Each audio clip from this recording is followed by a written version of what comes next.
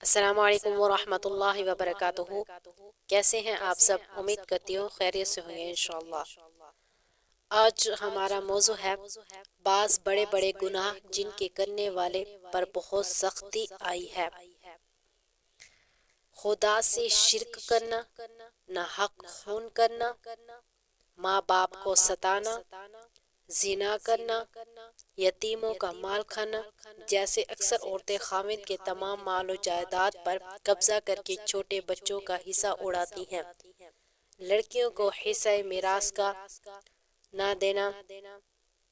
خدا کی رحمت سے نا امید ہونا، وعدہ کر کے پورا نہ کرنا، امانت میں خیانت کرنا، خدا کا کوئی فرض مثل یعنی نماز، روزہ، حج، زکوٰۃ چھوڑ دینا، قرآن شریف پڑھ کر بھلا دینا، جھوٹ بولنا، خصوصاً جھوٹی قسم کھانا، خدا کے سوا اور کسی قسم کی قسم کھانا یا اس طرح کی قسم کھانا کہ مرتے وقت کلمہ نصیب نہ ہو، ایمان پر خاتمہ نہ ہو، خدا کے سوا کسی اور کو سجدہ کرنا،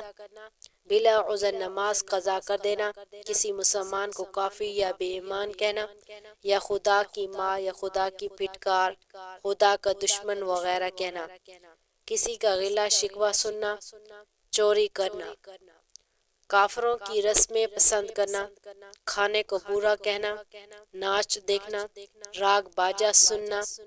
قدرت ہونے پر نصیحت نہ کرنا، کسی سے مسخرہ پن کر کے بے حرمت اور شرمندہ کرنا، کسی کا عیب ڈھونڈنا۔